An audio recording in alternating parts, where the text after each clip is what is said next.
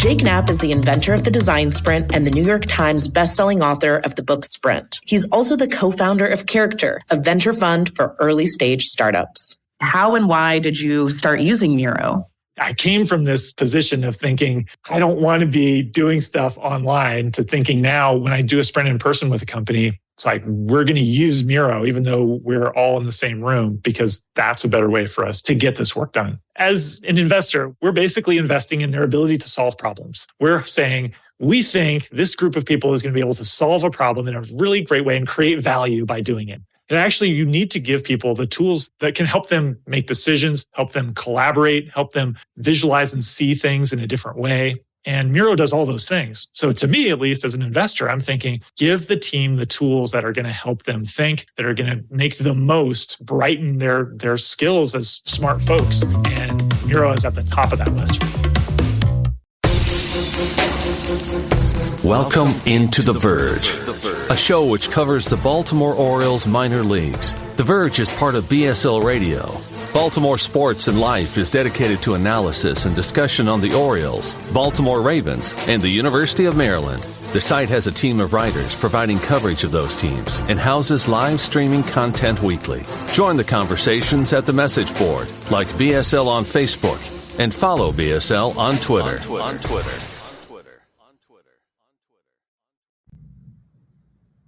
Want to make a podcast? Spotify's got a platform that lets you make one super easily, then distribute it everywhere and even earn money, all in one place for free. It's called Spotify for Podcasters, and here's how it works. Spotify for Podcasters lets you record and edit podcasts right from your phone or computer, so no matter what your setup is like, you can start creating today. Then you can distribute your podcast to Spotify and everywhere else podcasts are heard. Video podcasts are also available on Spotify. With Spotify for Podcasters, you can earn money in a variety of ways, including ads and podcast subscriptions. And best of all, it's totally free with no catch. Ever since we discovered Spotify for Podcasters, we feel like having options like video podcasts and Q&A lets us be more creative on another level. I highly recommend you give it a try. Download the Spotify for Podcasters app or go to www.spotify.com/podcasters to get started. Welcome to On the Verge. This is Zach Spedden, joined as always by Bob Phelan and Nick Stevens. And tonight we welcome Eric Garfield back to the show to preview the Florida Complex League, which got started on Monday. But we've got a lot of other news that we got to get to before we talk FCL, including the injury news surrounding Grayson Rodriguez. But we had to jump into the positive, which is today's promotions. Several promotions were announced. The biggest highlight in this group, though, is Gunnar Henderson and Jordan Westberg, both going to AAA Norfolk from AA Bowie at the same time. Henderson got off to an incredible start at AA, while Westberg had recently come out of the slump and looked as good as ever at the plate. They will be getting the jump to AAA. Clayton McGinnis goes to Bowie. Daniel Lloyd and Daniel Fetterman go to Aberdeen from Delmarva. And Nick Ritzman and Edgar Portes are going to Delmarva. We're going to talk a little bit about some of those players tonight, but we're going to start with Henderson and Westberg.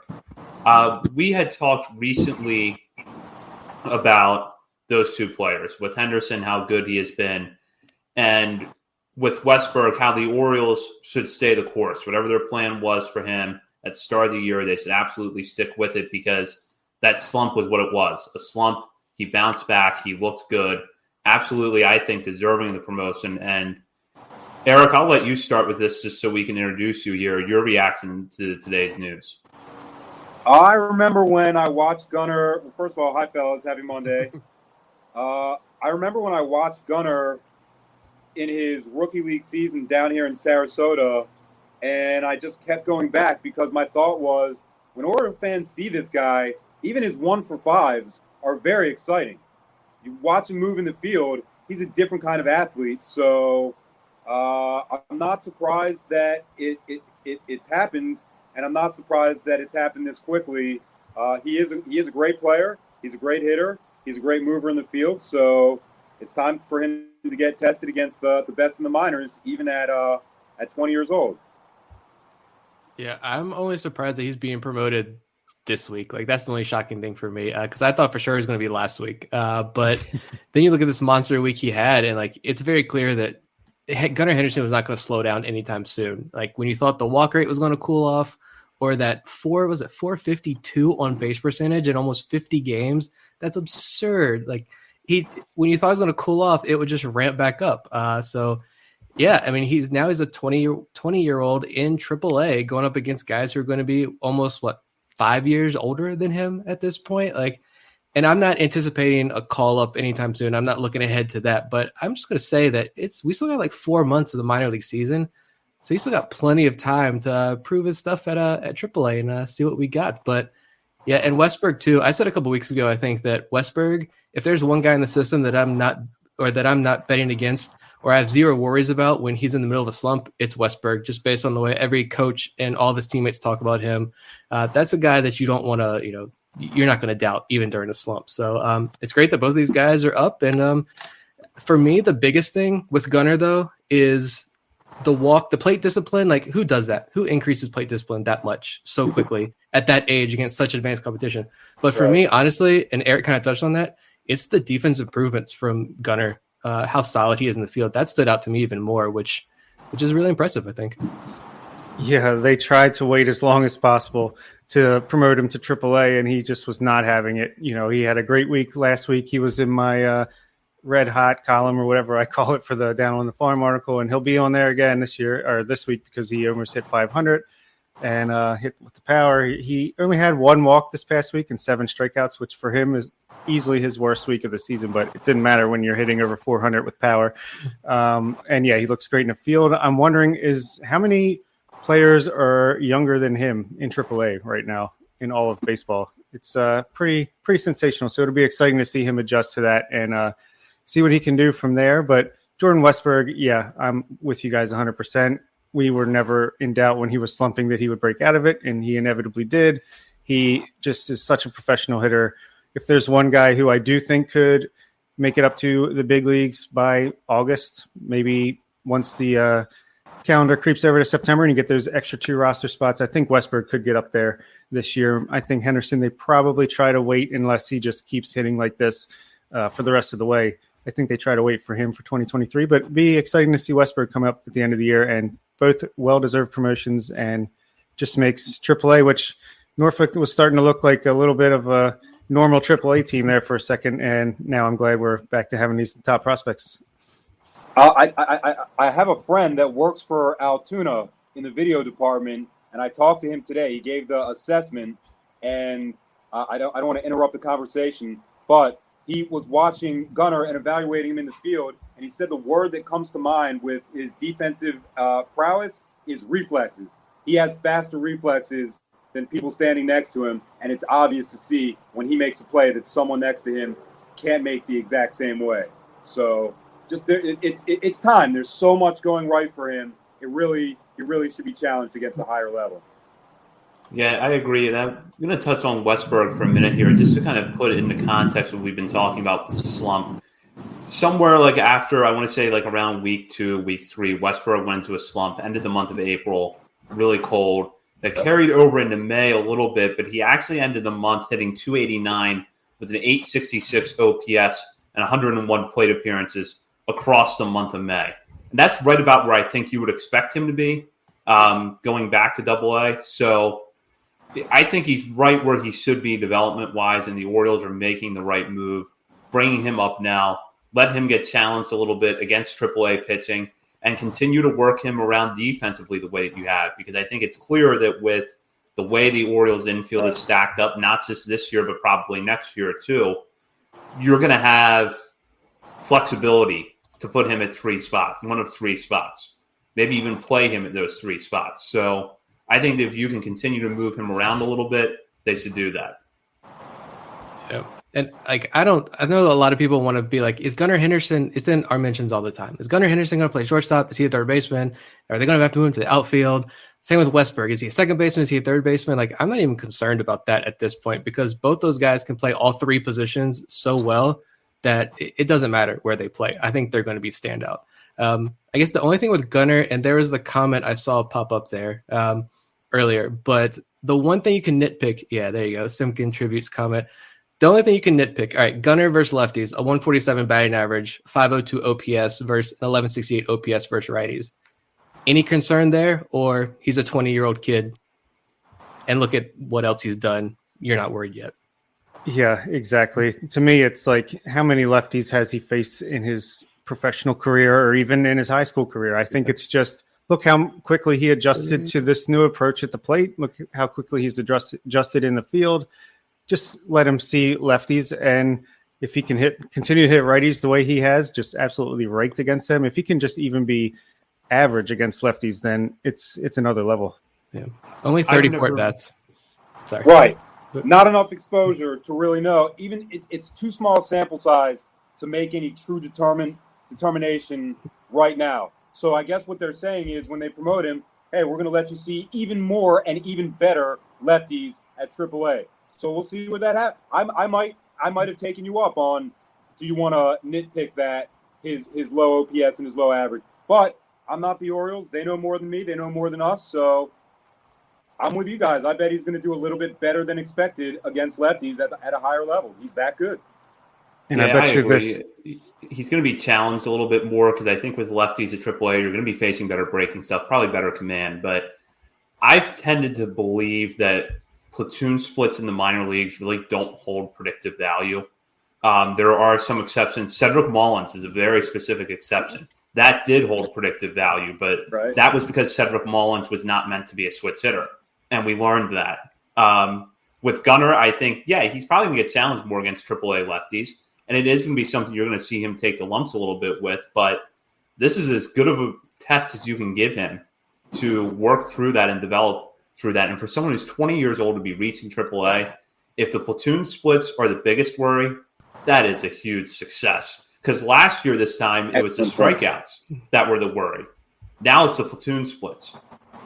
Now I think next year it's going to be what is his, WOBA on Sundays when the game starts after 105.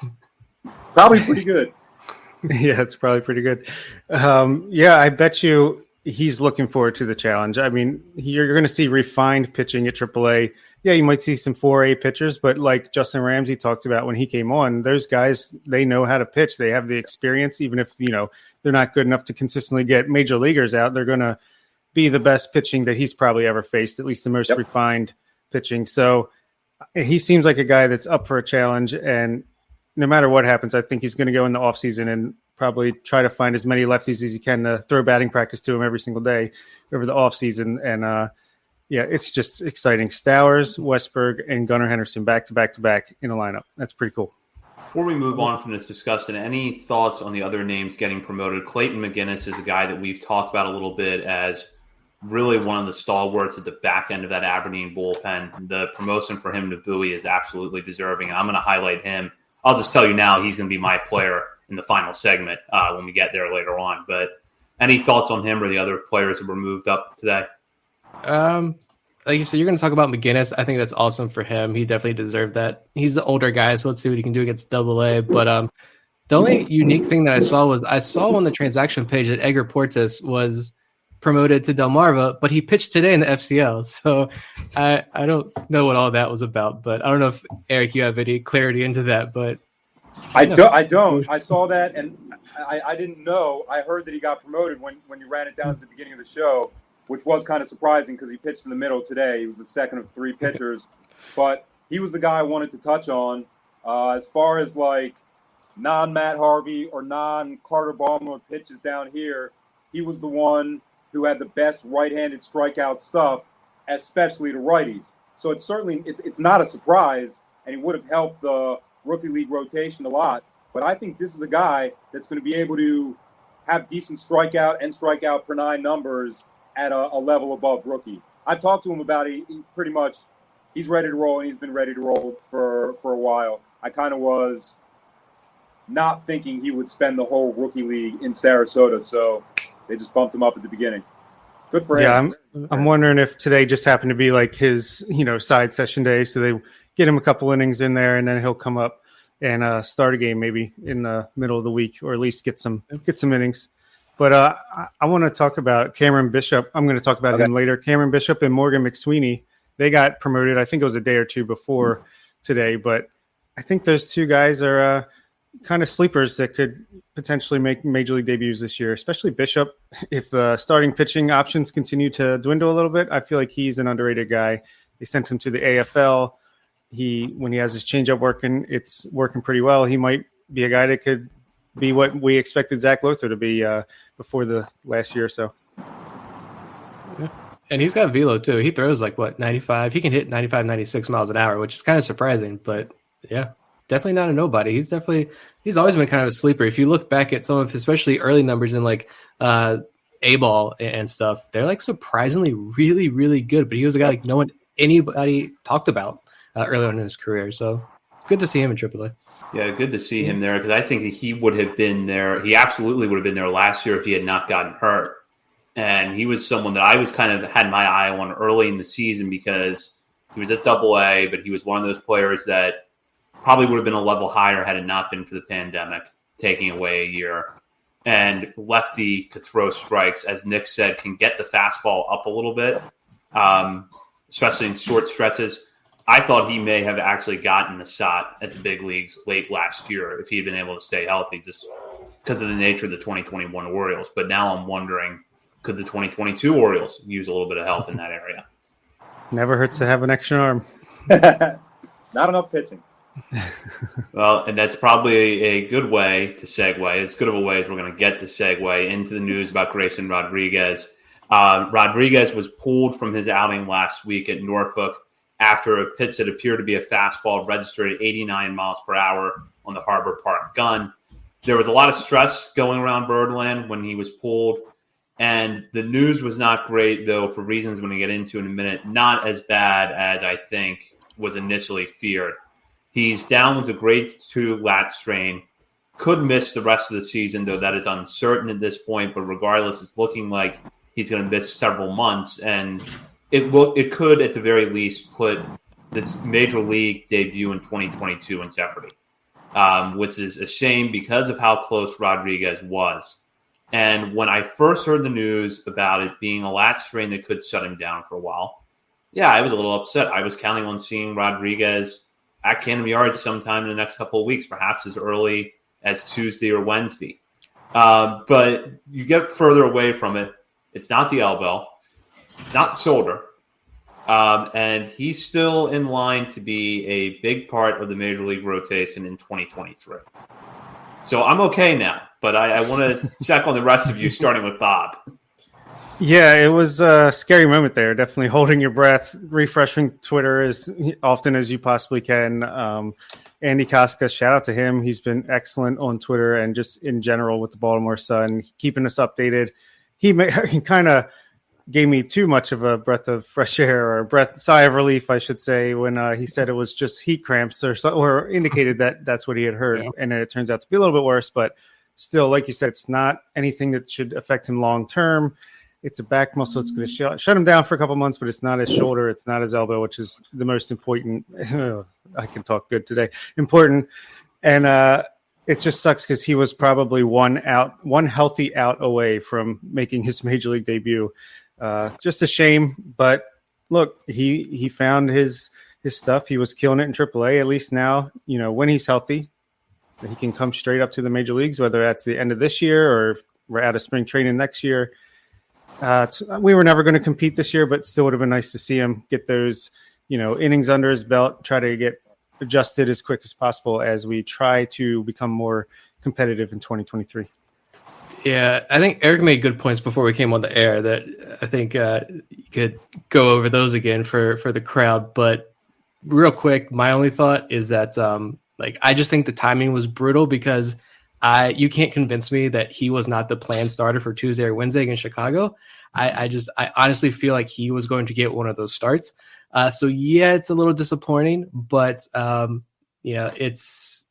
it could have been a lot worse. I guess that's all I have to say. I don't really know what else to say that hadn't already been said, except the mentions because I was watching that game and when I saw the trainer come out and I saw them talking, I was like, oh, he's definitely coming out. And then when I tweeted that out and the replies to that tweet were, I think I showed my wife and she was like, you need to log off Twitter for the rest of the night. It's I think everybody needs to just log off Twitter for the rest of the night. I'm like, that's not going to happen because now people are freaking out. But it was an event and Rodriguez is going to be okay. Rodriguez is going to be here for a very long time. It's not a serious injury. But yeah, it just sucks. The timing does suck. I think Michael Elias said it best. It's brutal timing because of how close he was to the majors. Now, DL Hall, a lonely nation turns its attention to you. Well, some people think that Hall has better or comparable stuff anyway, but Zach, I'm glad you're okay. You got better from the news to announcing it and breaking it down. But and none of you said like it's not the forearm either. That's for a guy that pronates and uses so much palm and changeup, forearm would be just as devastating as elbow. So I think when you really take a deep breath and consider where he is development-wise, Grayson is going to be the Orioles' #1 starter next year, and this injury did not prevent that from happening. It prevented him from reaching the majors this year and starting his major league development phase. So, yeah, that kind of stinks. Even if he got shelled, we would have been very happy to see it, and he would have been very happy to gain from that experience. That will unfortunately have to happen next year, but it doesn't throw the rebuild off kilter in any way at all. So I guess it really is like the best of a bad situation. Yeah, and you can look back now and see why Michael Elias was so excited on opening day talking about this season and this team. You had John Means, you had Grayson Rodriguez on his way, DL Hall on his way, Tyler Wells looking to make a good transition to the starting rotation to go along with Kyle Bradish. I'm going to start crying on air. I went back and I saw the clip because I was actually not watching Norfolk's game live. But when I heard that Grayson got pulled, I immediately went to that inning and watched it because it was only 2 pitches. And I was looking when the trainer came out to see, does Grayson extend the arm and point to anything? Because sometimes you'll see pitchers flex the elbow or point to something, and that's what I was looking for. And when I didn't see that, I thought, okay, maybe it's not the elbow, but I hope it's not the shoulder. That was all I kept thinking was just please do not let it be the shoulder. Yeah. Not talking to a trainer or not like stretching anything out, making the whole experience or the whole event verbal is a big red flag for me also. Because it also might be like, my arm is so hurt, I can't extend it. So let's just walk off and do this in the locker room or behind the dugout. So that was like the first major hurdle. So once I saw that it was a lat and it wasn't one of the other body parts, elbow, shoulder, forearm, then I knew, or I didn't know, but I suspected, okay, he's the #1 guy. He's the real #1 guy, like in the whole sport. This guy's not pitching again this year. He's getting shut down, and we won't find out like that's official until a few weeks from now. So we'll see. He's a very competitive guy and a fiery leader type. He probably, the second that he feels better, he probably wants to start throwing hard. So we'll see how the Orioles handle it, but I guarantee you they're treating him as a #1, a true commodity. Absolutely. Yeah, I was hoping he twisted his ankle or something, turning around to see where the ball was headed. I was thinking and hoping a lot of things, and it fell somewhere in the middle. It sucks, but it's not the end of the world. Yep. So, Nick, was the injury and the Twitter reaction what caused you to go into the woods and watch a baseball game in the middle of last week? Actually, that was really good timing. Between that, the Adley discussions, I'll just say the hot takes that have been floating around about certain prospects. It's like it was good to just not pay attention. There's the Rockingham County Baseball League up here. It's the top high school talent, D3 kids, and 40-year-old guys still living the dream, playing out in the middle of a cornfield. It's fantastic. And yeah, I'm going to be doing that a lot more often this summer to unwind. It's Find an escape. Going off the grid. We'll go now to the levels of baseball that started today. That's the Dominican Summer League and the Florida Complex League. Eric is down in Sarasota on the ground covering the team for Utah Street Report. Every time Eric's on the show, he adds more titles. But you can follow him on Twitter at Eric Birdland. He's also the co-host of Florida Prospect Report. Am I missing anything else, Eric? I have a Orioles minor league specific. It's called Utah Street South. We do that weekly also. So you missed that, but that's cool. That's all right. We can shout out our competition here, Eric. No, I listen. My bad. All right, so let's No, my bad. I listen every week. You guys do a great job. I enjoy it. Thank you very much. Yep. Yeah. So the season got started today. It's actually raining on me where I am, so I'm adjusting a little bit. The season started today. I'm on the other side of Florida. My parents live in Boynton Beach, and my podcast host graduated today. So I'm here. I didn't watch the game, but there were rumored to be 2 teams. It appears that there's only one, so a very big roster. And I guess it's kind of an exciting and educational part of the development process that a lot of people don't pay attention to. And the more I started watching it, the more I just think it's very neat. It's kind of like organized practice baseball, but you see talented players showing their skills and competing with other talented players.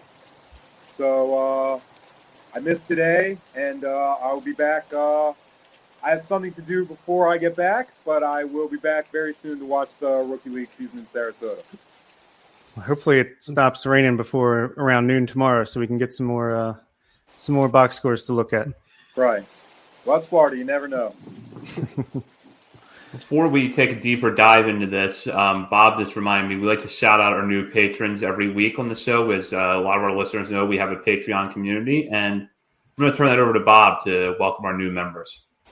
Yeah, we have 2 new patrons. So welcome to the mix, Robert Nadelson and Austin Romanowski. Hope I said that right. So welcome, you were guys. right the second time. Okay. All right, good. At least that's why I try a bunch of times. I know one of them will be right. But thank you, guys. Appreciate your support, and welcome aboard. So I'm going to start with a question I have about one of the big names on the FCL roster, and that's Samuel Basayo. We've been looking forward to seeing him hit Sarasota since he hit it to DSL last year, and we had a handful of social media clips, but it was apparent from those how good his power is. Eric, you've had a chance to watch him a lot recently, and not only have you seen him hit, but you've seen him catch and work out at first base as well. So where do you think he is overall in his development, and specifically, how is he looking at first? Where he is in his development is probably considerably ahead of people his age. And I guess his best, he looks great at catcher, outstanding. He is a catcher. But when they move him to first, he doesn't look like he's not a first baseman. He's got the scoop game. He's got the adjustment game. He's a very big target to throw at with a big torso. So fielders can throw from his shoulders to his hips, and there's a lot of area. And he can move at first base. But strangely, his best defensive skill is throwing. He is a great and accurate thrower. For a big person, his motion isn't that wide and expansive, and he ends up throwing it very accurately. I guess all the reps at catcher really sunk in. So he looks like an outstanding defender, but an even better and stronger hitter. This is a big, big person, and I don't know if he's done fully growing, but even when he mishits it or hits it down near his hands, he can hit it over the fence by mishitting it. So a lot of guys at this level just aren't big and strong enough to do that. He already is with talent to develop. So I'd say for on this roster, he might be the biggest, not, the most potential future star down in Sarasota right now. And he seems like he has a great fun personality as well. And we saw Yordan Alvarez sign a big contract extension with the Houston Astros, and I was getting flashes to about 5 or 6 years from now, maybe something similar happening with him and the Orioles. What do you think? I think it's possible, and you're right. This is a kind of environment where everybody is like trying to get better every day, and a lot of people become too serious and over-focused, and nobody's going to say that about Basayo. He's very good and having a good time and smiling and pretty social with the other team. And I'm watching this as he gets, 5 foul balls hit off his head, things hit in the inside of his knees. So I'm watching him have a good attitude and a great disposition while he's being a pro catcher. So another good sign about his personality. Oriole fans will very much like Sam when they start to see him a lot. Yeah, I think just remembering the fact that he put up these numbers last year in the DSL, and I know DSL stats, they are what they are, but he showed pretty good plate discipline, and that raw power shined through. 5 home runs in 41 games last year in the DSL. As a 16-year-old kid for much of that year, a boy, like that is a boy. Like I feel like even these like Gunnar Henderson, I'm like, this is a kid because I'm like in my mid 30s now and everybody's a kid. I've reached that point in my life, but he was literally a child.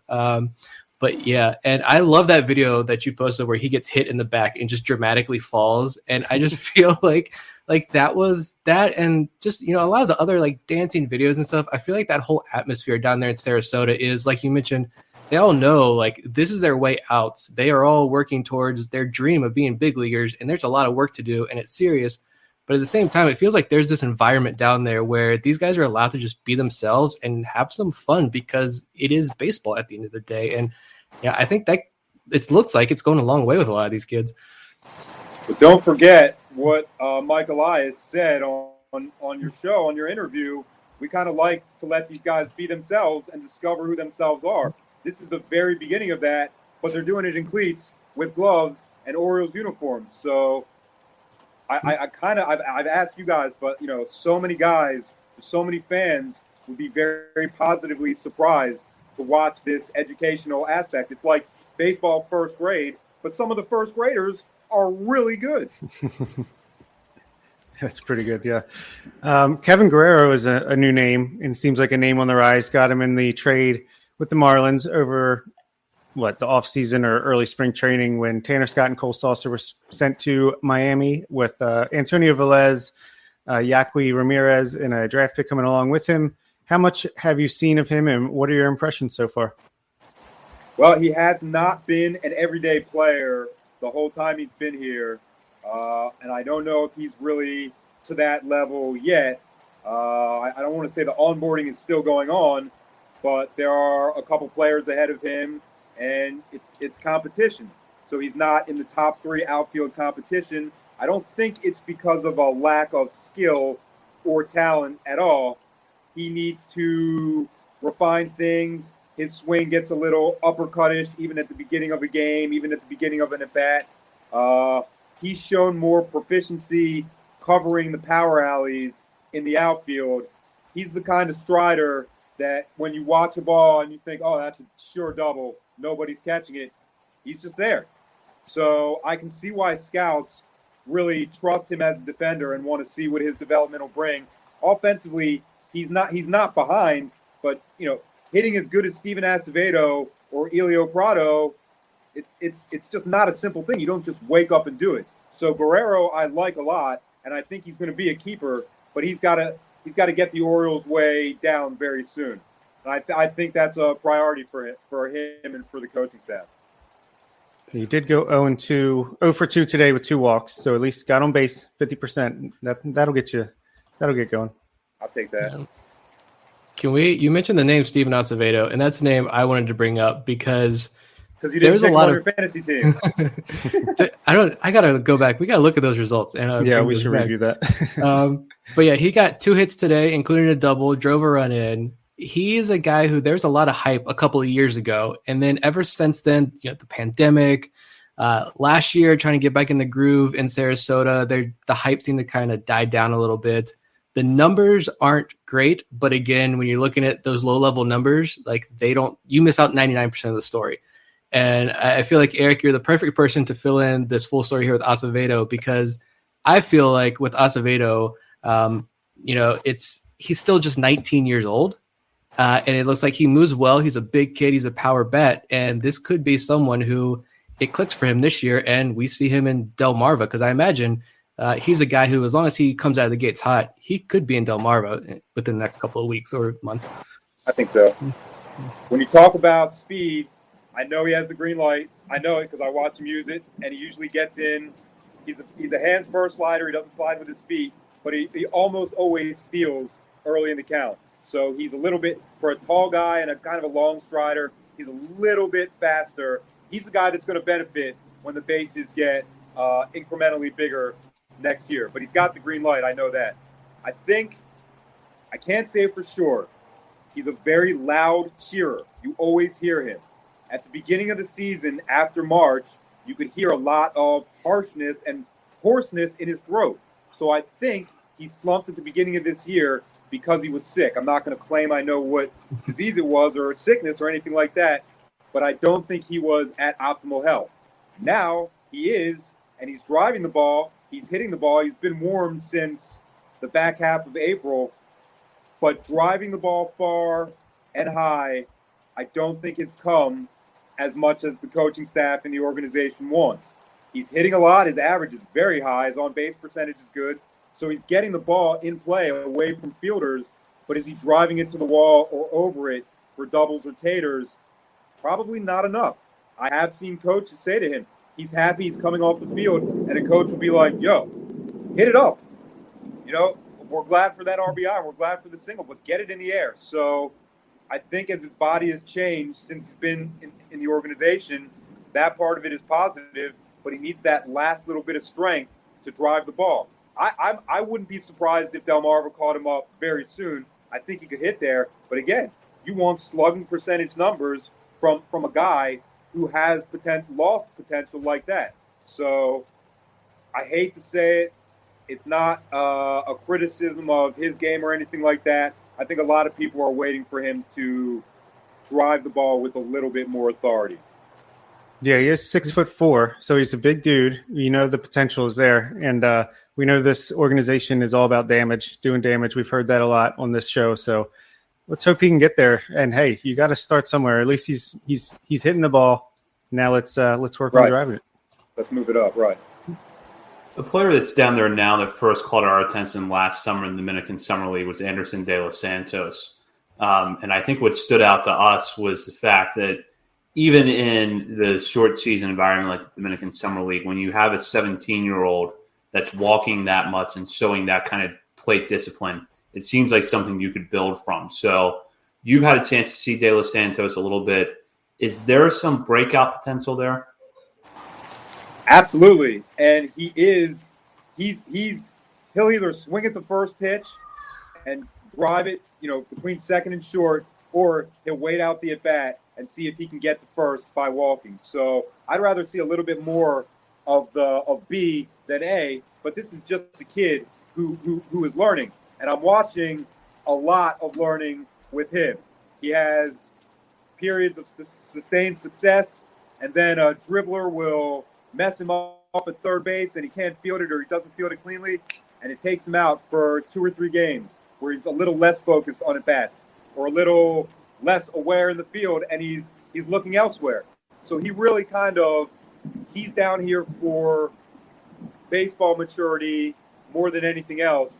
The skills are very, very, very good. And he's also, for someone his age, he is built with a lot of muscle and a lot of room for more muscle. Shoulders, chest, back, and butt. So I would expect the ball that he's already driving now is going to be power alley warning track very, very, very soon.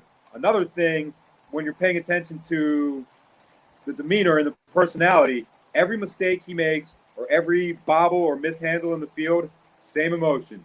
No frowning, no smiling, just cool, get back to work. There's another pitch, there's another at bat. So the baseball maturity is coming, but the personal maturity is really already there and on display. The guy has a cool head and nothing gets him too high or too low. I don't know if you guys saw that, but apparently down there in the lower levels, at least, they got the barrel chain, which is just an Orioles home run chain, but they call it the barrel chain. And he posted a photo. I saw he posted the photo on Instagram. And in the background, I saw the PowerPoint up there. He was hitting like 108 mile an hour exit velos. It was like a single that he hit at 108 miles an hour. I mean, he's a strong dude. And he's listed at 5'11", 185, which I feel like is obviously probably wrong. But yeah, that's a name I think Orioles fans should pay attention to pretty closely this year. Yeah, he's a big money guy, and this is a skilled player. Really, the way for me to look at who's good and how good are they which of these players could play on any of the rookie league teams that I see. De Los Santos could play on any of them. And I've also heard that he was very quiet and shy when he first got here. So seeing that presentation and seeing him standing up in front of the whole team is kind of another aspect of that maturity we're talking about. He's kind of like coming into his own. Yeah, Nice kid, and very nice guy. yeah, we've been excited about him for a while, and it was great in all that 2019 class coming in. Luis Gonzalez and Luis Ortiz, still have high hopes for these guys, but I feel like this class with Samuel Basaya, who we already talked about, Anderson De Los Santos, Junior Lara, who we'll ask you about in a minute, and the one guy who I'm about to ask you about now, Michael Hernandez, who just seems to carry this aura of this seems like the biggest guy that we've signed so far. Until we get, to see the Braylon Tavares maybe break out, guys like Leandro Arias. But Michael Hernandez, he's the highest ranked prospect, at least by us, who will play in the FCL for the Orioles this season. What do you see out of him in extended spring training that either confirms or contradicts where we've placed him in our rankings?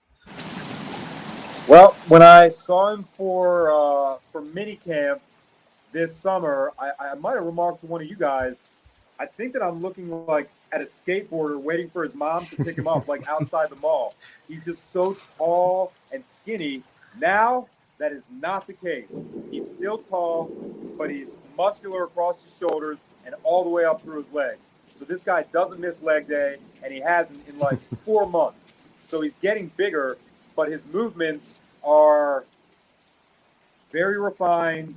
You can tell that he's had a lot of reps, a lot of shortstop plays, going to both sides, coming in, going out. He's a very smooth player. I don't know if his internal clock is exactly where it needs to be to start moving up, but we're down here to learn and get better at that. So I have noticed it's a little bit better than it was before. Also, Michael missed some time. It wasn't publicized, but he was out for a handful of games, more than 2 weeks. So I was thinking the whole time, like, what's going to be like a moment that clinches it for me? I should like Michael, or I should trust Michael. His first game back, his first pitch, RBI single. I was like, all right, that's it. And it went right over the shortstop. So I feel like I don't have to wait anymore. He's going to keep confirming how good he is. Now, what I said about De Los Santos could play on any team, Michael could play on any team, and on a few of them, he might be their best player also. So it's kind of like where everybody is fitting in a tier. I think in terms of baseball skill, talent, ability to execute, he's number one. Last week, he had a game where he had 2 hits or 2 outs very, very far to the left field wall. They were not a full swing. They were not a good swing, and they were more pitcher's pitches. So it was a demonstration of the strength that he had. Bad pitch, bad swing, 375 feet away. So the development from Michael is going to come, and it's going to be pretty loud and pretty exciting. He is not loud and exciting, by the way. He's very quiet. All right, one more outfielder, another guy in that Steven Acevedo category, a guy who there was a lot of hype a couple of years ago, and we haven't really heard so much since then. But Luis Gonzalez, is there breakout or let's say bounce back potential with him this year, or what's he been looking like? What's the update with Luis Gonzalez down there in Florida? Also not an everyday player. I don't think that he was ever hurt. He's probably the quietest guy.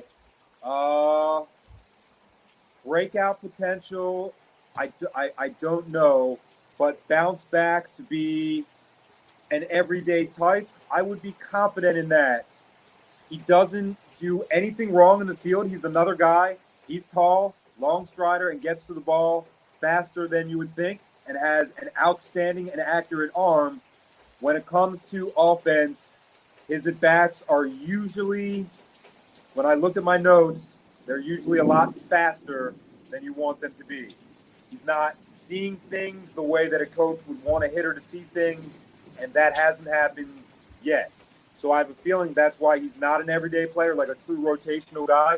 But I don't want to cancel him out. It's the rookie leagues. We got months to see where he's going to hit, but I definitely agree with you and have noticed that the perception of Gonzalez kind of hit a high and now is like at a lower plateau. So breakout potential, I'd like to see more evidence. There's another number 76. Gonzalez was 76. Another lefty number 76 who's shorter, who's doing a lot better, who just got here. That's Teudis Corto-Real. This guy can hit. He's not big. He's getting a little bit bigger, but, you know, his balls go a lot farther than you would think when you see him swing. So two outfielders, number 76, who are lefty-lefty, and present some interesting developmental aspects. Turn our attention to a few pitchers now, and Cesar Alvarez, Davey Cruz, and Anthony Murillo kind of look like potential breakouts to us. What could fans expect from them if they get the opportunity to see them in Delmarva sometime this summer? Murillo, I have not seen yet. I think that he was just added to the roster, so I have yet to see him. But the other two I've watched extensively, and Davey Cruz is probably the most out of nowhere, not expecting anything contributor. He is probably the best left-handed pitcher that they have down here. Left-handed hitters do not pick up the ball well against him at all. His delivery isn't the same every time, but no matter what slot it comes from or what the windup leads to, lefties get none of it at all. And their at-bats are over like that. So he's already got that. Righties don't hit him well or square him up, but they see the ball a little bit better, and they're going to hit him, where lefties, to this point, just have not. He's got strikeout stuff. He's got more than one finishing pitch, and it looks like he has more than one fastball, too. So Davey Cruz, there's not a lot of lefties. He's separating himself. Alvarez, on the other hand, is someone I expected to come in a little hotter than he has.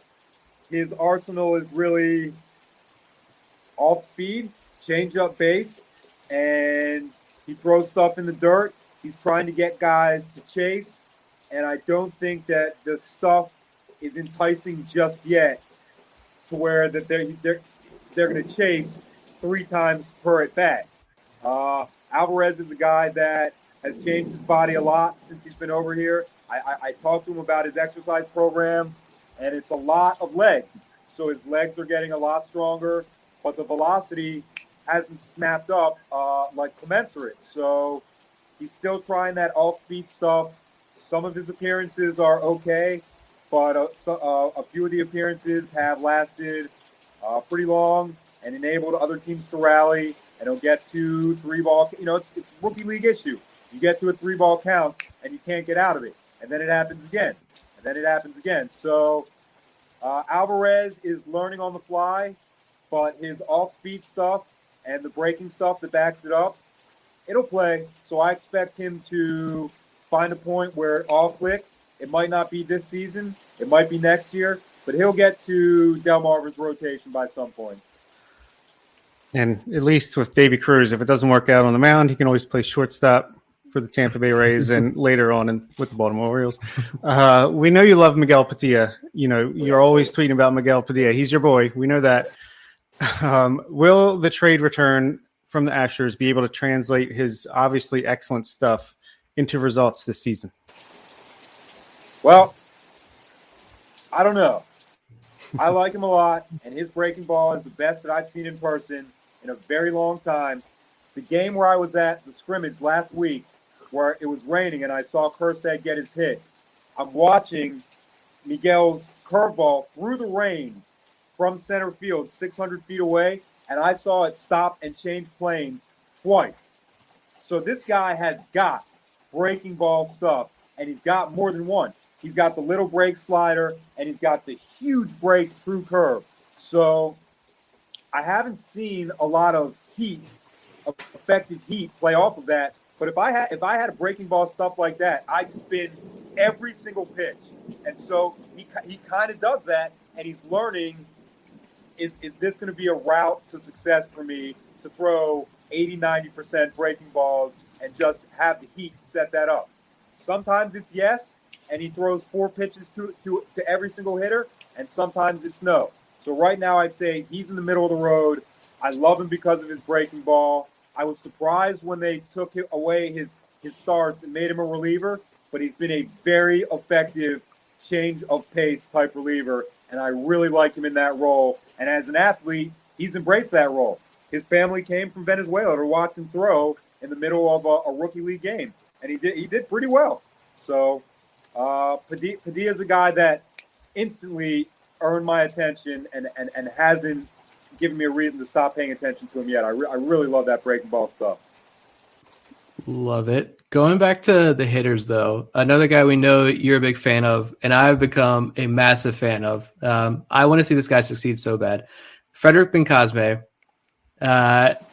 Educate the listeners on who Frederick Bencosme is, because you look at his DSL stats last year, 44 games, he hit 310, struck out just 18 times, stolen bases, triples, doubles, couple home runs. I didn't go back and look, but he hit 2 home runs, but I imagine at least one of those was an inside the park home run, if not both of them. But maybe there's some more power in there. But we interviewed Kobe Perez, and he even name dropped Bencosme just unprompted. And I got super excited when he did that. Educate the listeners on who this hashtag legendary Frederick Bencosme is. All right. I'm happy to. I met him more than several times. I like him a lot. When we talk about all these guys and in this environment, like, you have to get better every day or you might get cut. Your belief is a tool, and this is where your self-belief is evident. You either believe in yourself and have confidence, or you don't. He has the most confidence since Elio Prado got sent up, and maybe even before Prado. This guy believes in himself. He's not going to get down when he boots the grounder. He is not. He trusts his skill. So before we talk about anything that he does on the field, this guy believes, and when you meet him, and when you see him, and when you hear that belief. So I understand why guys and executives love him and fawn over him. For me, you can put this guy at second or shortstop, and he has range to both sides that's almost unlimited. He's a tall, skinny guy with very long limbs, and he uses them effectively as a baseball player. So I would say he's looked better to me at shortstop, but he turns that double play so well at second. He catches. He's a smart and savvy guy for a kid at the plate, not wasting pitches or at bats, or a smart tag at second base. So he is a veteran type guy who believes in himself. I would also bet that one of the home runs, or maybe both of the home runs in the Dominican, did not go over the fence, because this guy is fast.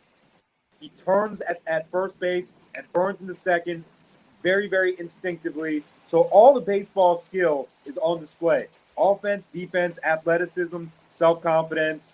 Freddie believes in himself, and if I was that good at baseball, I would believe in myself too. Another example of a guy kind of coming into his own. He's very independent, very vocal, and like most guys in this league on this team are not going to even talk to an umpire. Last week, he asked an umpire during an at-bat, why did you call that a strike when clearly it wasn't?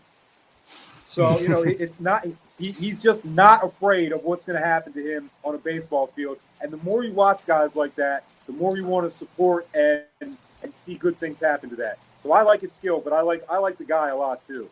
And again, like I say about every one of these dudes, when Oriole fans watch these players and can see them all the time, they're going to be captivated by their skill and their personality.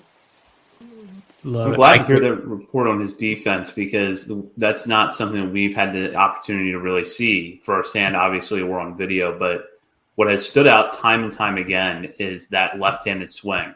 It's just so smooth. Have you had the chance to see him hit a lot, and does it look as good in person as it does on video?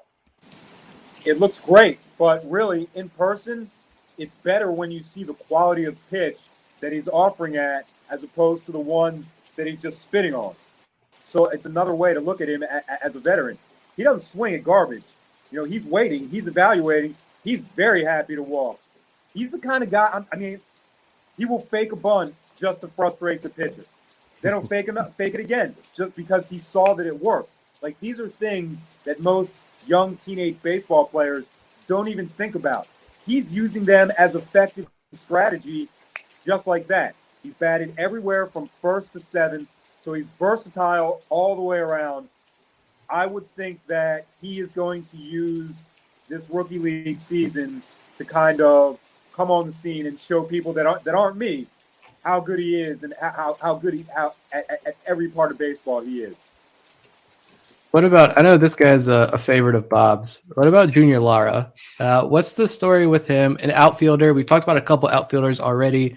Some up, some down. Some guys still maybe needing some, orientation, like you mentioned with a guy like Kevin Guerrero. What about Junior Lara? Is he ready to step in and play for this FCL team immediately? I would vote yes, based on another separating skill that he has shown that a lot of people don't down here. That dude is tough. I've watched him get hurt. I watched him run full speed last week into the Ed Smith Stadium wall in right field. Full speed. He did not make the play. He went straight down on the warning track, and he got up. He didn't miss any time.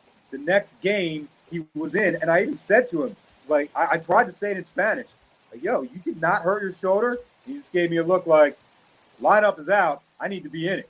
So that, for a kid, I mean, I only wish that I filmed him running into the fence so everybody could see the horrible impact it was. But he's fouled balls off his leg. He's overran balls and run into other fences. He doesn't miss time. He doesn't gripe. And when he plays, he shows off a great arm, better than a lot of other arms down here. He's explosive on the bases. He's explosive out of the box. So he's a good accelerator, and he's getting better, and he's getting stronger. I start the guys that injuries don't affect their play or their desire to play over a lot of other things. And that guy has shown true baseball toughness. There's a lot of I've seen guys get hurt down here in weird ways and not come out of the game, but never run full speed into the wall and just be totally fine with it. By the way, they were down by like 9 runs late in the game, and this guy's going full bore. That type of impression, you just don't forget about it. So I like Lara, and I like the fact that he's confident but knows that he's tough enough to be where he is. And I can see why, when you're picking and choosing to come from the Dominican League, why somebody smart looked at Lara and was like, he belongs in the United States. And I agree with that very much.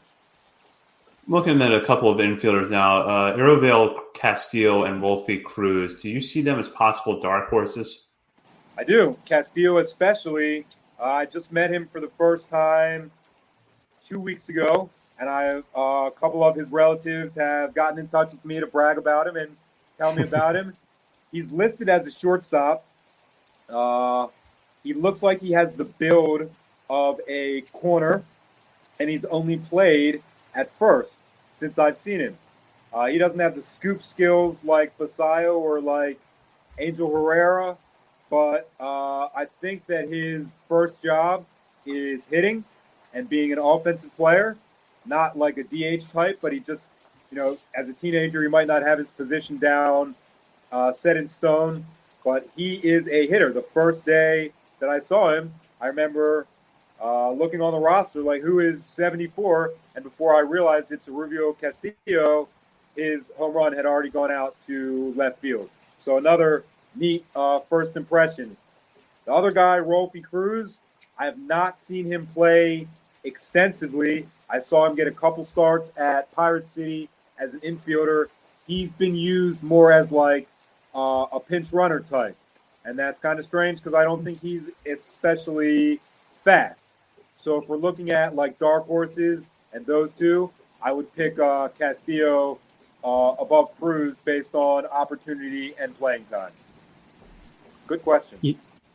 It's not always just these young international guys in the FCL. Obviously, in like 6 or 7 weeks, there'll be a large influx of talent after the draft. But also, we're going to have guys rehabbing, passing through, like we see Anthony Servideo and Dylan Hyde currently listed on the FCL roster. What do you think about those guys coming through? How long do you think they'll be down there? And who else do we think we could see pass through there over the next month or so? Reed Trimble could be an option potentially. I want to say I'm not at home, so I don't have the roster, but rehab roster includes Toby Welk, who I could not tell in the rain, but I'm almost positive had in a bat. I think I know his stance, and I think I know his swing pretty well. Holds the bat pretty high for a tall guy. So I'm almost positive that was him. Welk, Heston Kjerstad, Anthony Servideo, Reed Trimble, and Dylan Hyde. I guess Servidio's on the Rookie League roster, so maybe that means they expect him to be down here a little bit longer than just a rehab stint, which is kind of surprising. I've seen him play. The word that comes to mind when I watch him play is ready. It looks like he's healthy. He dives to both sides. He likes to get his uniform dirty. My favorite part about him, I guess I just didn't watch enough, this guy will not swing all day. He is happy to walk. I mean, there's so many of his at-bats that kind of like meander around, and they end up with him walking to first base. And he's very, very satisfied. And on a team like this that's offensively challenged and needs to find ways to start rallies, you probably need 2 or 3 guys like that. So Servideo seems ready. Trimble, I have seen contributing. He had a bit of a injury problem last week. I watched him get hurt, but I have communicated with him, and he said things are going a lot better. He's still down here officially rehabbing, so I can't estimate if it's going to be soon or less soon with him. Dylan Hyde, I have seen pitch. Again, he looks – I don't exactly know what the rationale is for him here, if he's injured or if he's working on something, if he's trying to gain something specifically, I don't know. But his performances, you kind of see he makes hitters confused regularly. So as an Orioles minor league fan, I would want that to see tested at a higher level. I haven't seen him pitch, I want to say, 4 appearances the whole season, but none of them have gone bad. None of them have gone off the rails. So I like Hyde. Long delivery, kind of not like Keegan Gillies, but he's really kind of a release point that's a little bit closer to the hitters, especially righties, than they would expect. Good insight there, and a lot of these guys who we were excited to see. And I know you might be seeing Brendan Hanafy too. I was saying before we came on, I think Hanafy's throwing tomorrow to Yusniel Diaz and Brett Cumberland, some other guys who are hurt still down in Sarasota. So Diaz, if anyone is still interested in Yusniel Diaz, he's taking some rehab at bats against some other rehabbing pitchers tomorrow in Sarasota. But we can open up this last question to kind of everybody. Okay. Since the DSL started as well. I mean, DSL, I had the scores up here, actually. I think they split because there are 2 DSL teams. Yeah, correct. One team lost to the Padres and the other team lost to the Blue Jays in the 8th inning. They only went 8 innings today. But, yeah, I guess kind of throw out some names. Maybe you guys are excited to watch well, I don't think any of us are taking a trip to the Dominican this summer, but who are you excited to watch the box scores for? I'll start since it'll be easy to pick. Braylon Tavera, obviously biggest bonus for the Orioles internationally. He went 1 for 3 with a walk and 2 RBIs today. I'll leave the other obvious one for someone else. I'm looking forward to seeing Gene Mata. I know there was some hype with him after he got signed. Fernando Peguero. Let's see. Wilmer Feliciano, he's returning to the DSL. Right. He was 1 for 4 with a triple today. On the pitching side, I'm interested in seeing Henry Tejada. Andres Parra started today's game, went 4 innings, gave up 2 runs, but struck out 8. And Ezekiel Bonilla went 3 1/3, striking out 3 batters, giving up no runs, no walks, 1 hit. He's 16 years old, so that's I don't know if a 16-year-old can do that's something. Like, exactly. I think the guy that I'm really excited to follow is Thomas Sosa, an outfielder from the most recent international free agent class. This is someone that Kobe Perez talked about on our show a few months ago. This is someone the Orioles have been looking at for several years before they were able to sign him this offseason. He walked today against the Padres, but I'm going to be very curious to follow the box scores and see what he does, because it seems like this is an outfielder that's got a lot of room for development, and someone that the Orioles had their eye on for a long time, and were very happy to get in the most recent international class. I would say the ones that I'm looking forward to the most would be pitcher Jan Lara, no relation to Junior Lara, and catcher, even though we've got a lot of catchers here, Anudis Mordon. Both of them, I've seen good stuff. Lara can make that ball move. I'm very surprised that he's not here already. I would have think he would have came ahead of a couple names. He's also in really, really great shape for right now. So maybe I'll find out more information than that. But Mordon, I talk to regularly, and he is a great source of information for baseball players that I can't see.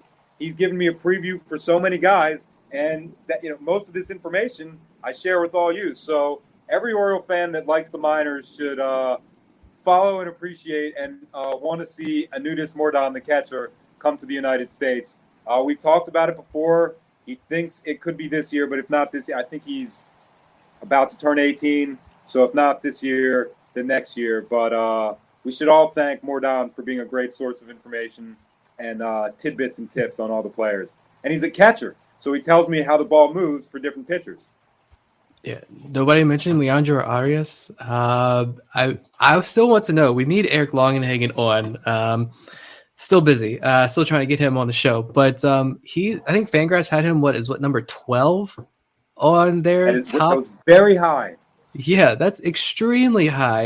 And I think we were like, what does he know that we don't know about Leandro Arias? Braylon Tavera isn't even on his top, what do they have, 40-something prospects he ranked? But yeah, I mean, Arias went 2 for 4 today with a walk. First at bat was a double. So 1 game sample size looking pretty good. So move him up. Yeah. What I thought you were going to ask, Nick, is you think that now that the Orioles are doing things a little bit differently and participating in this part of talent acquisition, is it possible that we see some of these big name money guys or big performers like in 8 weeks from now or 12 weeks from now before the season concludes? I think it's a very logical thing to assume. It would have been a lot easier to do if there were 2 rookie league rosters, a lot more available spots. But if these guys are hitting well and the guys in Sarasota are batting 179, I don't think it's a very complicated or development affecting strategy to have them here and get ingratiated to the new Oriole way. I am very patient in terms of development, but I kind of don't feel very patient. If these guys are going 2 for 4, driving in runs and having successful baseball outcomes, they need to get tested against a better level pretty soon. Yeah, I mean, that's an interesting point because if you look at the FCL roster and you look at the coaching staff, they have 2 managers listed, 2 hitting coaches, 2 pitching coaches listed. So I'm wondering maybe they are expecting to be able to fill out that roster more and create 2 teams possibly later in the year. It seems like they can I'd imagine they'd be able to do that if they wanted to maybe and just play. I think you mentioned before we came on, maybe just scrimmages against each other or regularly scheduled games against each other on off days. Maybe I don't have to be honest, completely honest. It bothers me to a large amount that I don't know that, and I don't have an answer for you and for everybody that's watching right now. I will be trying to find it. An indicator that I said to you guys, they usually played orange versus black scrimmages on the weekend. So if there's games on the FCL website that are already scheduled for the weekend, like the Orioles play the Braves or the Red Sox, that means there's not going to be scrimmages. So it's kind of an indicator that there's already one. But I definitely saw it as strange that there's 5 catchers, maybe more, 2 coaches, two of everything, but only 1 squad to start out the season. So maybe we'll find out those answers as the weeks go by. Especially with the draft coming up. I mean, that's going to be a lot of bodies to try to fit on one team. So I think they are a little more flexible with what they can do in an FCL league, hopefully, and hopefully we get that second team eventually. Those scrimmages, by the way, on the weekend, they didn't do a lot for development and helping guys along. But, man, some of the bloopers, some of the best videos I've ever had. I don't think Wilkin Gruyan speaks English at all. He was pitching. He was pitching because they ran out of pitchers, and a pop-up went right over the mound, and he's trying to get it, and he's positioning himself to get it. I'm filming the whole thing, and you hear right before it bounces behind him and he doesn't catch it, a very loud OS. one of my favorite videos of him dropping the ball and cussing out loud, but it was a very fun and different and laid back environment for coaches to kind of get their message across without worrying about, if the Rays players are hitting home runs to the parking lot or, things like that. So the orange versus black scrimmages were very fun, and I hope that we get at least one this year. If we do, I'll be there filming and providing a good video for everybody else. Nice. One more name we should mention is Edwin Amparo, just another one of the big bonus babies, and he went 0 for 2 with the walk today, so shout out to him. One of these guys has to come over before the end of the year. There's too many good ones. Yeah. We'll go down to our final segment of the night where we shout out players outside of our top 30 for something that they've done, whether it's been a good week or a good game or something in the stat line. Just find kind of interesting. We'll let Eric participate tonight. But first, I'm going to start with Bob, who's got 2 higher-level guys on his list. Yeah, I wanted to talk about Caden Grenier just because, it looked like maybe he was this year's Mason McCoy, at least for the first month and a half of the season. But then, he's really gotten hot here in the last week or two. I'm trying to pull up the stats right now. This past week, he batted .444 with a 1,153 OPS with 6 runs, 3 doubles, 4 RBIs, 5 walks, and only 5 strikeouts. Also stole a base. He's really raised his numbers up from where he was at a couple weeks ago, where he was batting like 170-something with a 5-something OPS, and now he's batting, 250, 240-something with a 714 OPS, I believe. So just shout out to him. He's got the glove, and if he can get the offensive numbers up a little bit, get the strikeouts down, get the walks up, hit for a little bit of power, he's got a little bit of pop. Maybe you see him up at some point instead of a Chris Owings, a Rougned Odor. Maybe eventually he'll get a flyer just like Rylan Bannon did earlier in the season, and I think that would be a cool moment for him. And like I mentioned earlier, Cameron Bishop, just wanted to shout him out, get him up to AAA. He's put up some pretty good numbers this year with Bowie. He did have an injury at one point, I think the last month or so, but on the season he has a 3.57 ERA over 17 and 2/3 innings with 27 strikeouts. So great strikeout rate. I won't mention how many walks he's had, but we know he's got good stuff. And if he can get that under control, the command, then I think he's going to do good things. Grenier. We'll see what happens. It's going to be Richie Martin, guys, though. Richie Martin's going to be back by the end of the week. I'm going to go. I got 2 guys. Trent and Craig. I need to start keeping better tabs of who we talk about in this segment, because I feel like I keep repeating guys, but I don't know. They deserve it. Trent and Craig, a guy that I want to see rise up our list, and I think he's coming off probably one of his best weeks since joining Delmarva. He hit 304, had just 1 extra base hit.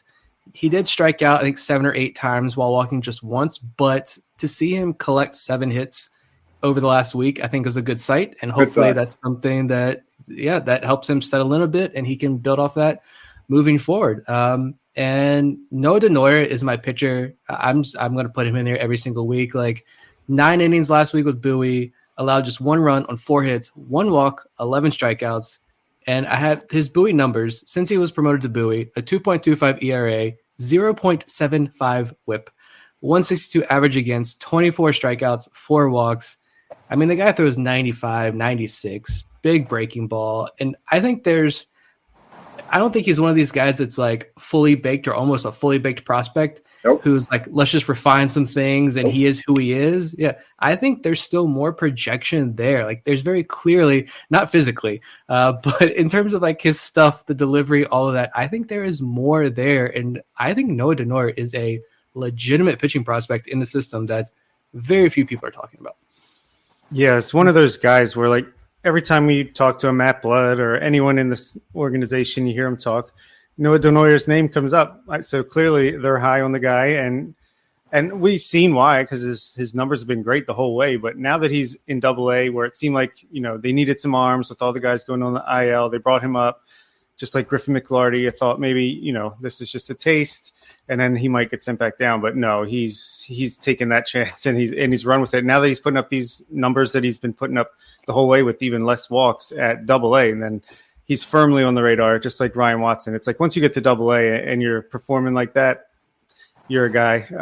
You can't really fluke your way, at least to a certain level of prospect status. You can't really fluke your way past double and then AAA. So shout out to Noah Denoyer. Yeah, definitely going to potentially make some noise in our next top 50 update come July. All right, Eric, you got a couple of players you want to shout out? Absolutely. And I also don't want to leave out that Denoyer was a starter on Gunnar and Darrell's rookie league team that won the league. So he's stayed as a starter and exceeded on that developmental track. And I fully agree with you, Nick. I think this guy's learning how to pitch and doing so very efficiently and very effectively. That's the kind of profile that shoots up prospects lists. So thanks for taking mine, Noah Denoyer. Because of that, I might not be able to follow the rules, but also two pitchers that I think deserve a great deal of attention. First, I'm going to start with Nick, with Vespi. I mean, we can call him a prospect that's not on our list or say that he doesn't throw 98. But this guy, if you evaluate on results, this guy makes every type of hitter look bad with every type of pitch. So for me, it's taken a long time for him to find the role and the situation where he can excel. But he is clearly in it. I know the show is about the minors and he's in the bigs, but I am just so proud of him for staying with it. This guy got drafted a generation ago. So, I always will focus on him and the things he can do. The other one is Carter Baumler, the starter that had Tommy John and is still in his recovery phase from Tommy John and doing very big things to good hitters with his stuff as he recovers. So when he was here in Sarasota, he kind of was getting by on fastball location, and the breaking balls just didn't have that diagonal snap. The first start he goes to Delmarva, he's showing 4 types of pitches, every direction, every quadrant, and finishing off hitters with a rising fastball. This guy, this is number one starter type of makeup.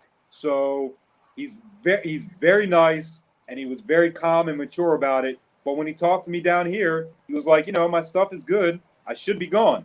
I'll stay down here as long as they want me to. But the athlete in me wants to be tested against better competition. So I'm really glad that he's in that role, and I would expect him to absolutely thrive in low A. So those are my two guys. Sorry if they were ranked top 30 or not. It's all good. Vespi's yet to give up a run, whether it's AAA, Major Leagues, doesn't matter. He's not giving. Isn't that good for a pitcher?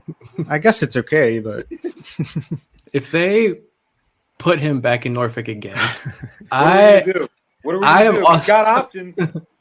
I know it's so frustrating because I am also extremely patient with guys, almost probably too patient with guys. But come on, stop bringing him up, sending him down, keep him in the majors. And honestly, my opinion with Nick Vespi is if you're not going to keep him in the majors and you don't think he's good enough to stick for you every day in that bullpen, then honestly, send him to a team, let him go to a team that appreciates his talents, because this guy deserves to be in the major leagues. I want it to be with the Orioles, but come on, guys, stop doing this with him. Nick, we are brothers on this, my man. We totally are. So we'll plan a revolt off air. Hey, Logan Allen has a cool 11-something ERA in AAA, so that was definitely worth it. Don't.